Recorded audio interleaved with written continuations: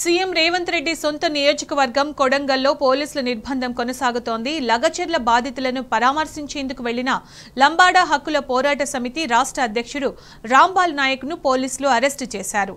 రంగారెడ్డి జిల్లా Shadnagar bypass రసోయి hotel వద్ద అదుపులోకి తీసుకున్నారు. కాగా పోలీసుల తీరును రాంబాల్ నాయక్ తీవ్రంగా ఖండించారు.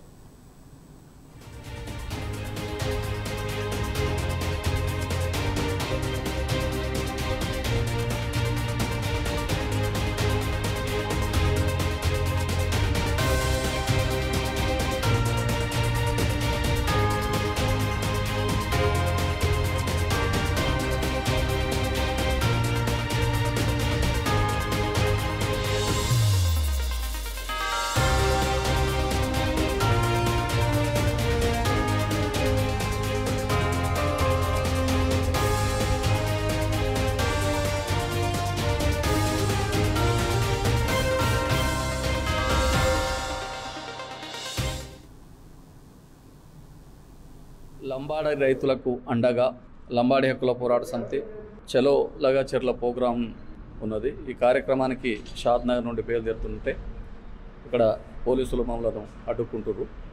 గవర్నమెంటు ముఖ్యమంత్రి రేవంత్ రెడ్డి గారి సొంత నియోజకవర్గంలోనే గిరిజనుల భూములు గుంజుకొని లంబాడీల భూములు గుంజుకొని అక్రమంగా వారిపైన కేసులు పెట్టి జైల్లో పెట్టి ఆ చుట్టుపక్కల గ్రామాలకు పోలీసులతో నిర్బంధించి 144 సెక్షన్లు పెట్టి ఎన్ని రోజులు ఇట్లా చేస్తారు?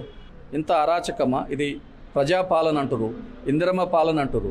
ఇందిరమ్మ పాలన అంటే ఇదేనా?